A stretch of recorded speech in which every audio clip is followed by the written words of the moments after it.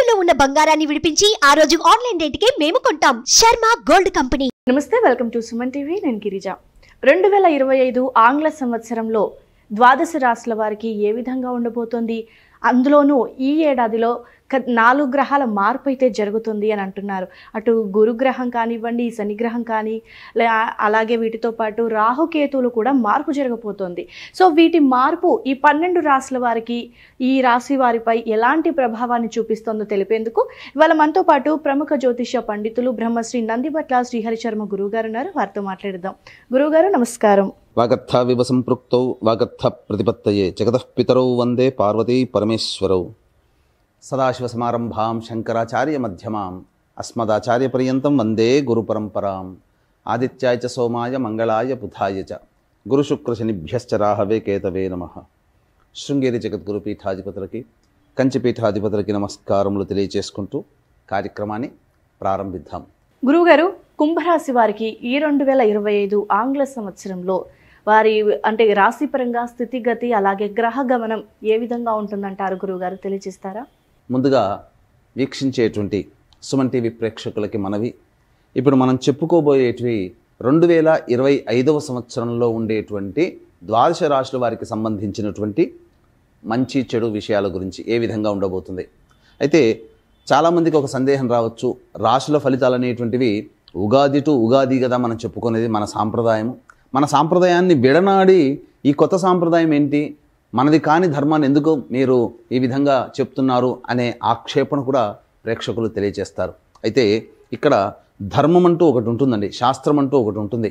మనకేం చెప్పబడుతుంది? ప్రపంచమంతా ఒకటి నమ్మింది అని అంటే అది ధర్మము శాస్త్రమై కూర్చుంటుంది. కాబట్టి ప్రపంచమంతా కూడా నూతన సంవత్సరంగా జనవరి 1 నుంచి డిసెంబర్ 31 వరకు పరిగణనలోకి తీసుకుంటున్నాయి. అయితే మనం కూడా అదే బాటలో, అంటే ఇక్కడ ఏంటి, ఆంగ్ల నూతన సంవత్సర భావంగా తీసుకొని ఫలితాలు చెప్తున్నాం అంతే తప్ప విశ్వావసునామ సంవత్సరంలో వచ్చే విశ్వావసునామ సంవత్సరానికి సంబంధించినటువంటి విధంగా చెప్పట్లేదు.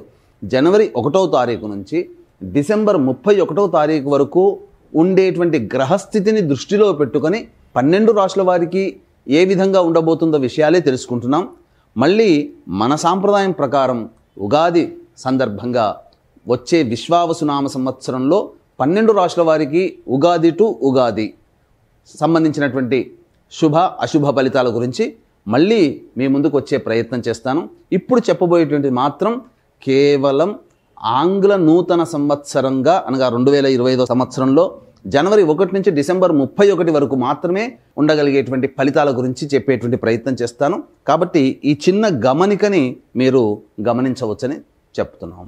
ఈ యొక్క జనవరి 1వ తారీఖు నుంచి డిసెంబర్ 31వ తారీఖు వరకు కుంభరాశి వారికి ఈ 2025 సంవత్సరంలో ఏ విధంగా ఉండబోతుందో మీకు సవివరంగా తెలియజేయడానికి ప్రయత్నం చేస్తాను. ఇక ముఖ్యంగా గమనించుకున్నట్లయితే ఈ యొక్క గురు భగవానుల వారు 9 మే వరకు వృషభ రాశిలో సంచారం, 9 మే నుంచి మిథున రాశిలోకి, అలాగే సెప్టెంబర్ 28వ తారీఖు నుంచి నవంబర్ 11వ తారీఖు వరకు కర్కాటక రాశిలో సంచారం, నవంబర్ 12 నుంచి డిసెంబర్ 28 వరకు వక్రీకరించి మరి కర్కాటక రాశిలో సంచారం, మే 9 నుంచి సెప్టెంబర్ 28 వరకు మిథున రాశిలో సంచారం గురువులు. ఇక రాహుకేతులు కనుక చూసుకున్నట్లయితే 15 మే వరకు కేతువు కన్యలో, రాహువు మీనంలో, తదనంతరం కేతువు 16 మే నుంచి సింహంలో, రాహువు కుంభంలో సంచారం చేస్తూ ఉండడం.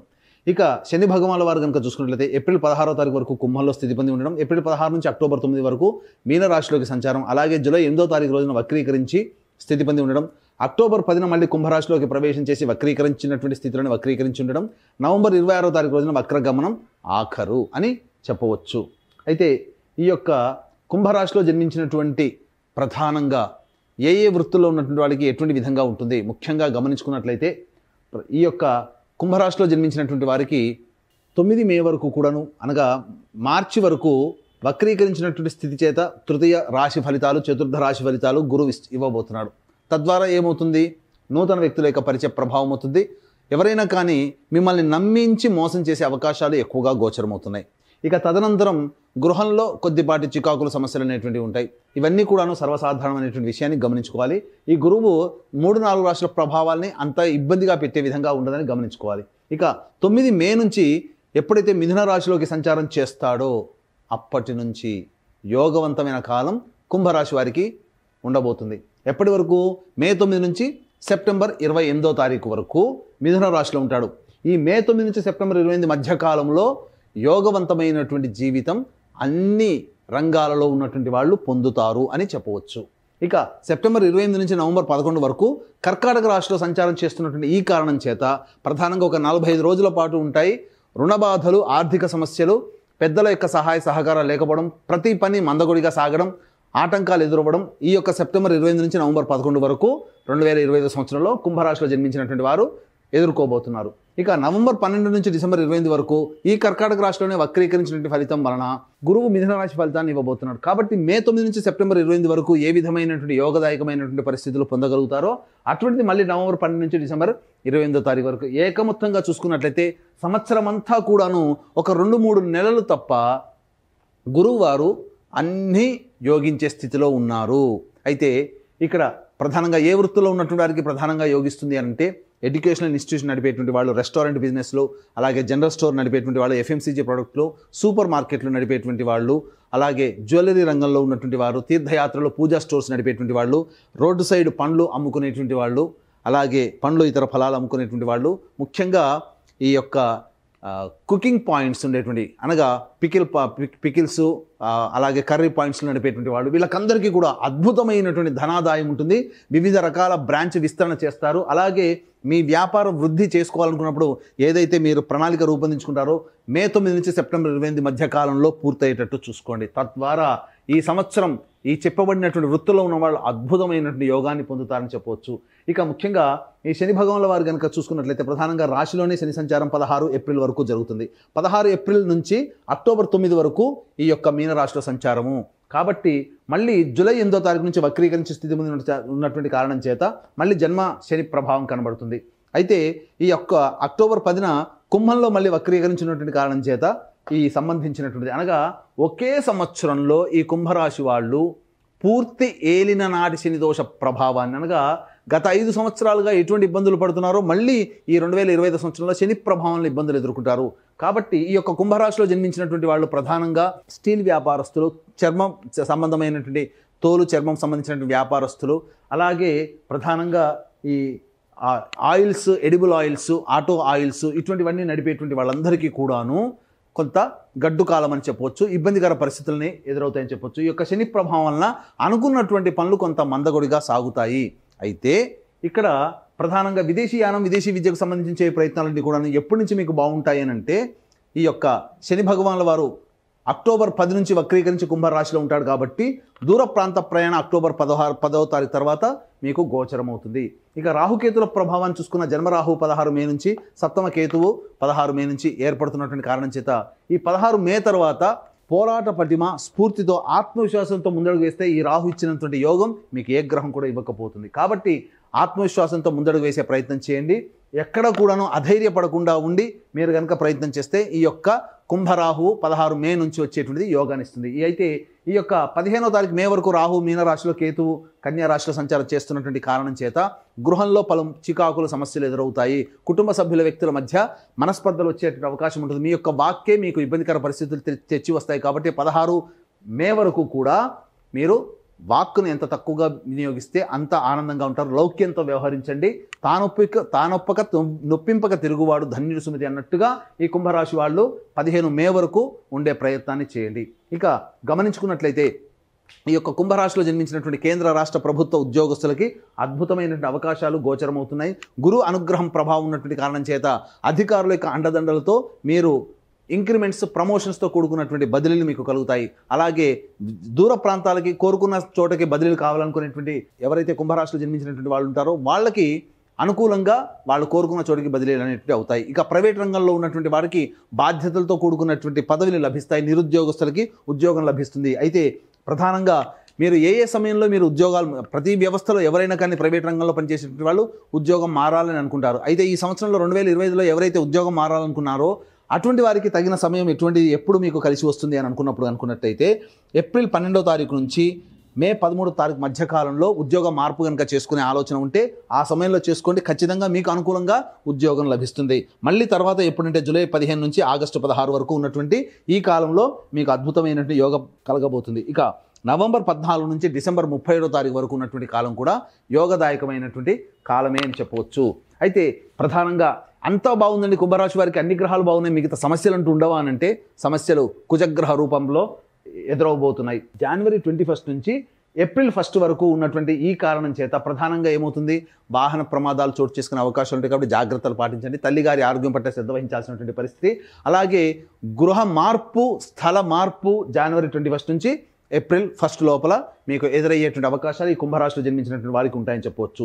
అయితే ఏప్రిల్ 1 నుంచి జూన్ 4 వరకు ఉన్నటువంటి సమయం అద్భుతమైనటువంటి సమయంగా చెప్పబడి ఉంటుంది. ఇక్కడ ఏప్రిల్ 1 నుంచి జూన్ 4 మధ్య కాలంలో చూసుకున్నా ఇటు గురువు యోగిస్తున్నాడు, అలాగే శని కూడాను యోగిస్తున్నాడు. ఇన్ని గ్రహాలు, రాహువు కేతులు కూడా యోగిస్తున్నారు. కాబట్టి ఏప్రిల్ 1 నుంచి జూన్ 4 వరకు ఉన్నటువంటి కాలం అద్భుతమైనటువంటి కాలం. ఈ కాలంలో రైతులు ఏవైతే పంటలు వేసుకుంటారో చక్కగా రైతులు 2 రకాల పంటల్లో అధిక లాభాన్ని పొందుతారు. అలాగే లాయర్ వృత్తిలో ఉన్నటువంటి వాళ్ళకి ప్రమోషన్స్తో కూడుకున్నటువంటి ఉన్నత పదవి లభిస్తుంది. కోరుకున్నటువంటి నామినేటెడ్ పోస్టులు మీకు కోర్టులో లభించడం అనేటువంటి జరుగుతుంది. అలాగే ఎలక్ట్రికల్ అండ్ ఎలక్ట్రానిక్స్ రంగంలో ఉన్నటువంటి వారికి, మైనింగ్ రంగంలో ఉన్నటువంటి వారికి ఆశించిన మేర శుభ ఫలితాలు పొందుతారు. కొత్త ట్రెండర్లు మీరు కాంట్రాక్టులు సైన్లు చేస్తారు. తద్వారా మీకు భవిష్యత్తులో యోగదాయకమైనటువంటి బిజినెస్ అనేటువంటిది, వ్యాపారం ఈ వృత్తిలో చెప్పబడినటువంటి వాటిలో మీకు అభివృద్ధి చెందుతుంది. ఇక ప్రధానంగా చూసుకున్నట్లయితే ఈ యొక్క సంబంధించినటువంటి కుంభరాశిలో జన్మించినటువంటి రాజకీయ నాయకులు ఎవరైతే ఉంటారో వారు ప్రజాదరణ పొందుతారు. అయితే ఖర్చు అధికంగా ఉన్నప్పటికీ, ఫలితం లేకపోయినప్పటికీ పెద్దల యొక్క దృష్టిలో ఉండడం వల్ల, పెద్దల అనుగ్రహంతో ఏదో ఒక నామినేటెడ్ పోస్ట్లో ఈ కుంభరాశిలో జన్మించిన వారు పొందుతారని చెప్పవచ్చు.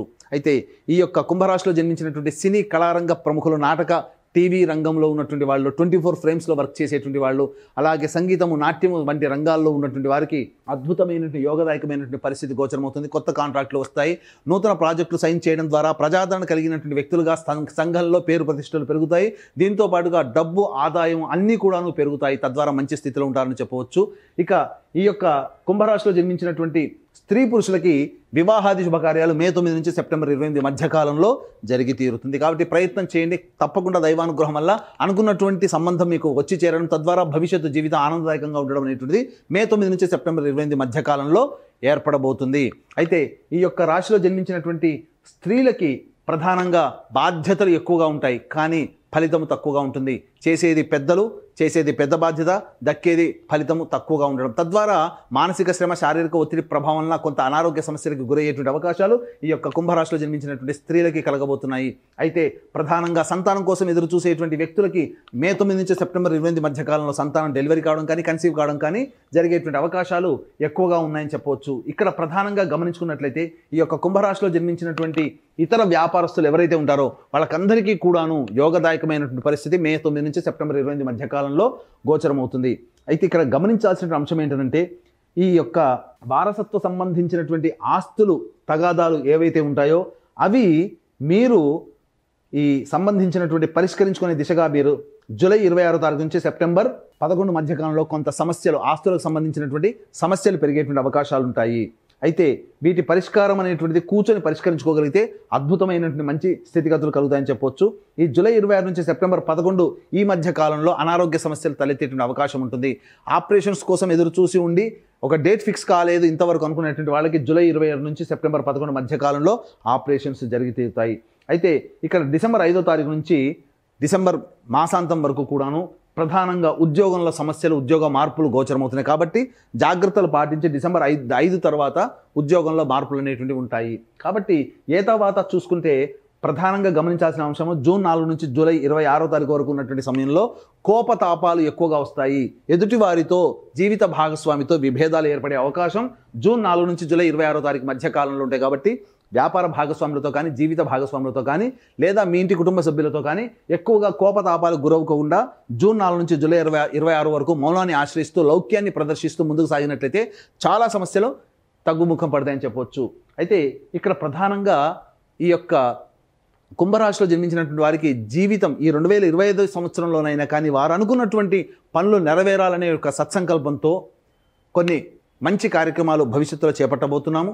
మీ యొక్క జాతకము పెళ్లి కాకపోతే మీ యొక్క జాతకము ప్రభావము, మీ తల్లిదండ్రుల జాతక ప్రభావము, మీ తోడబుట్టిన వాళ్ళ జాతక ప్రభావం కూడా మీ మీద ఉంటుంది. కుంభరాశిలో జన్మించినటువంటి వారికి ఒకవేళ పెళ్ళైన వాళ్ళు కనుక ఉన్నట్లయితే భార్య లేదా భర్త జాతకము సంతాన జాతకము ప్రభావం కూడా మీ యొక్క జాతకం మీద ఆధారపడి ఉంటుంది. కాబట్టి ఇంట్లోని కుటుంబ సభ్యులు అందరి యొక్క అభివృద్ధి ధ్యేయంగా 2025 సంవత్సరంలో అన్ని రకాల సమస్యలు జాతకరీత్యా కలుగు విద్య, వివాహ, ఉద్యోగ, దాంపత్య, సంతాన, అనారోగ్య సమస్యల నివారణకి మరియు గోచార రీత్యా 12 రాశుల వారికి శని ప్రభావం సంపూర్ణంగా ఉన్నటువంటి కారణం చేత ఈ యొక్క కుంభరాశిలో జన్మించినటువంటి వారికి సర్వదోష నివారణ పూజలు, హోమాలు ప్రతి నెల ఒక్కొక్క పుణ్యక్షేత్రంలో 12 నెలల పాటు ఈ సంవత్సరం 2025 సంవత్సరం మొత్తం కూడా చేయించడం జరుగుతుంది.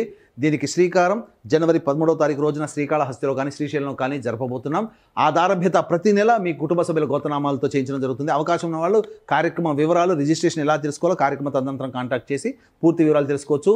అదేవిధంగా తండ్రి వైపు, భర్త వైపు 6 తరాలు, తల్లి వైపు, భార్య వైపు 3 తరాల్లో ఏవైనా దుర్మరణాలు, కుటుంబంలో దుర్మరణాలు ఉన్నా, అలాగే road accident, fire accident, suicide attempt మరియు 60 సంవత్సరాల లోపల కుటుంబ సభ్యులు ఎవరైనా చనిపోయినా అవి పితృదోషం అని అంటారు. కాబట్టి ఇటువంటి పితృదోష పరిహారార్థమే ప్రతి నెల మా పీఠం ఆధ్వర్యంలో పితృదోష నివారణ కార్యక్రమాలు నిజాయితీగా చేయించడం జరుగుతుంది. అవకాశం ఉన్న వాళ్ళు కార్యక్రమ తదనంతరం కాంటాక్ట్ చేసి పూర్తి వివరాలు తెలుసుకోవచ్చు. మరి ఈ కుంభరాశి వారు ఎలాంటి పరిహారాలను గనక పాటిస్తే మరింత ముందుకు వెళ్ళే అవకాశం ఉంటుందంటారు గురుగారు, తెలియజేస్తారా? ఇక ఈ యొక్క కుంభరాశిలో జన్మించినటువంటి వారు జాతకరీత్యా ఈ సంవత్సరం అంతా కూడా బాగుండాలంటే ఎటువంటి పరిహారాలు పాటించుకోవాలి? ముఖ్యంగా ప్రతిరోజు దత్తాష్టకం, కాలభైరవాష్టక పారాయణం చేయడం, ప్రదోషకాల సమయంలో శివాలయం సందర్శనం తరచూ చేసుకోవడం, అర్చనాది కార్యక్రమాలు చేసుకోవడం ద్వారా మీ సమస్యలు పరిష్కారం అవుతాయి. ఇవి మీకు సాధారణంగా వచ్చే సమస్యల పరిష్కారానికి. మీరు ఎక్కువగా ఇబ్బందులు ఎదుర్కొంటున్నారు అని అంటే మీ యొక్క జన్మజాతకంలో నడిచేటువంటి గ్రహ దశాంతర దశల యొక్క ప్రభావాలు. కావున దగ్గరలోని మంచి ఉపాసనాపరులైనటువంటి జ్యోతిష్యుని సంప్రదించి వారి సలహాలు, సూచనలు కనుక పాటించినట్లయితే మరింత మెరుగైన జీవితాన్ని పొందుతారని ఆశిస్తూ సర్వం శ్రీ ఉమామహేశ్వర పరబ్రహ్మార్పణమస్తు.